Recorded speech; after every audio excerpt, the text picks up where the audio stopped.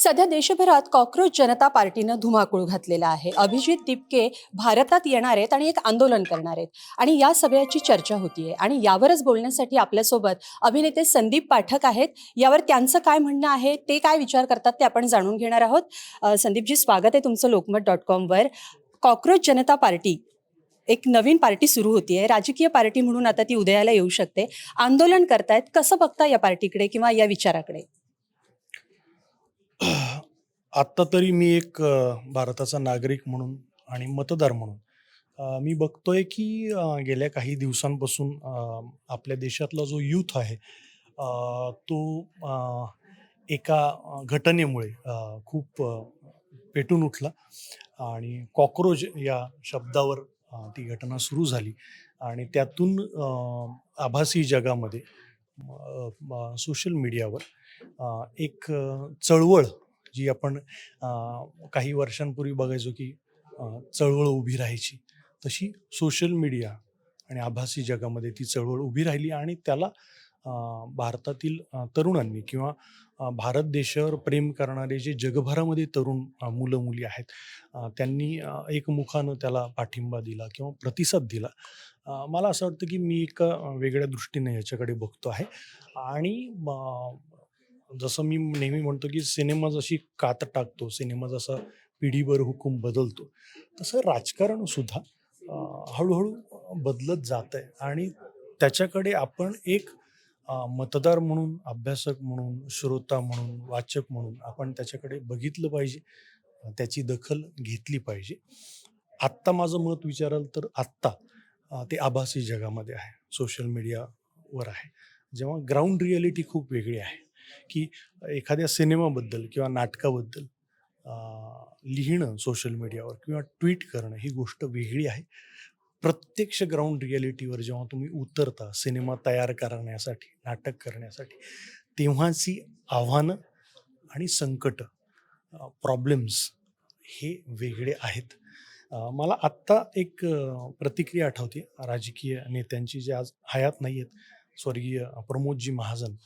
एक पक्ष नुकताच तेव्हा आला होता आणि त्याची चर्चा चालू होती की आता सगळं बदलणार किंवा आता हे सगळं असं होणार तसं होणार. तेव्हा ते असं म्हणाले होते की धीर धरणं खूप गरजेचं आहे, पेशन्स. की आत्ता तेव्हा ते म्हणाले होते की तो पक्ष जो आहे तो मला असं वाटतं की अभी भैंस पाणी में है. तर आत्ता खूप अनुमान लावणं हे चुकीचं ठरेल की शिंग कशी असतील, उभा राहिल्यावर काय, तिचं वजन काय असेल, ती किती ॲग्रेसिव्ह असेल किंवा काय असेल, किती दूध देणारी ती म्हैस असेल.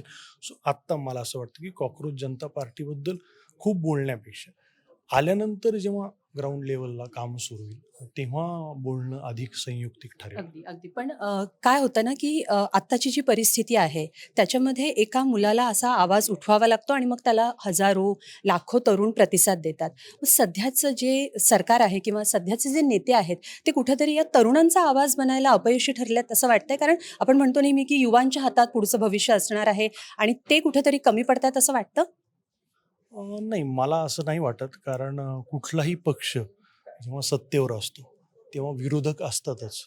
मग ते तरुण असतील नाहीतर काय सिनियर सिटीजन असतील. त्याच्यामुळे प्रत्येक पक्ष आपापल्या ताकदीनं स्वतःचं काम करण्याचा प्रयत्न करत असतो. तर मला असं नाही वाटत की तरुण निराश आहेत.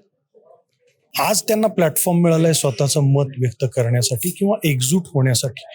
सो तेच मी म्हणतोय की जोपर्यंत ती ग्राउंड रिॲलिटी येत नाही, जोपर्यंत तुम्ही गाव खेड्यात बुद्रुकमध्ये जात नाही, गाव खेड्यामध्ये लोकांना भेटत नाही, जोपर्यंत तुम्ही ग्राउंड लेवलला उतरून काम करत नाही, तोपर्यंत तुम्हाला त्या कामाची व्याप्ती आणि त्या समस्या कळणार नाहीत.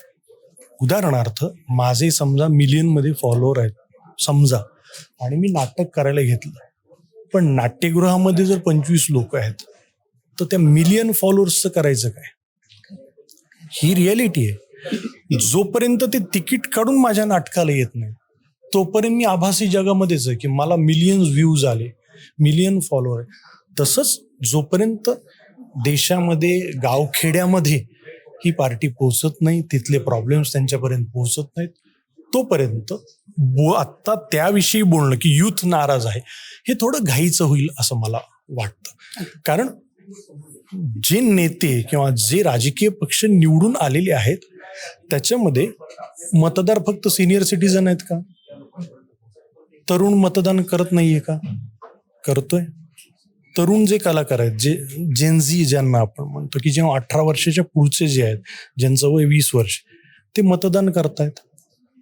ते सोशल मीडियालाही टाकतात की आम्ही मतदान केलं. वोटिंग हे फक्त सिनियर सिटीजनचं आहे का? नाही. म्हणजे जे राजकीय पक्ष आज सत्तेवर आहेत किंवा जे विरोधात आहेत किंवा विरोधातले त्यांचे नेते जे निवडून आलेले आहेत त्यांना तरुण तरुणींनी मतदान केलेलं आहे. त्याच्यामुळे एक असं स्टेटमेंट करणं की नाही तरुण नाराज आहे, असं नाहीये. तरुणांनी सुद्धा मतदान या ठिकाणी भारत देशामध्ये केलेलं आहे. जोपर्यंत तुम्ही उतरत नाही मैदानात तोपर्यंत म्हणजे व्हिडिओ गेमवर खेळणं, हॉकी, फुटबॉल, क्रिकेट आणि प्रत्यक्ष 40 डिग्रीमध्ये क्रिकेट खेळायला उतरणं ह्याच्यामध्ये जमीन आसमानचा फरक आहे. अगदी शेवटचा प्रश्न, अभिजित दिपके नावाचा तरुण या सगळ्या पार्टीला लीड करतोय आणि असं म्हणतात की दिल्लीचंही तख्त राखतो महाराष्ट्र माझा. अनेक चळवळी या महाराष्ट्रातून सुरू झाल्या आणि त्या देशभरात पोहोचलेल्या आहेत. अभिजित दिपकेबद्दल तुम्हाला काय वाटतं आणि ही चळवळ पुढं काय रूप घेऊ शकते आणि काय घ्यावं असं तुमचा विचार आहे?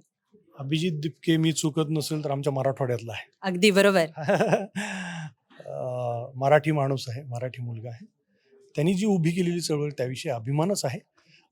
पण मला असं वाटतं की दिल्लीचेही तख्त राखतो महाराष्ट्र माझा. तर हे वाक्य प्रत्यक्षात उतरण्यासाठी काही वर्ष जाऊ द्यावी लागतील आणि खूप काम करावं लागेल. कारण मी खेड्यातून आलेलो आहे, मी माणसं बघितलेली आहेत, मी गावं फिरलेलो आहे. म्हणजे सगळ्या भागात मी प्रयोग केलेले आहे. मी वारी करणारा माणूस आहे.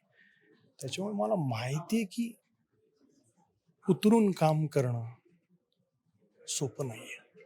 आणि कुठल्याही आपल्याकडे आज वेगवेगळे राजकीय पक्ष आहेत, त्यांनाही तुम्ही विचाराल तर तुम्ही तेही हेच म्हणतील की सभेला लोक आणणं खूप अवघड आहे, नाटकाला लोक आणणं खूप अवघड आहे, चित्रपटाला लोक आणणं खूप अवघड आहे.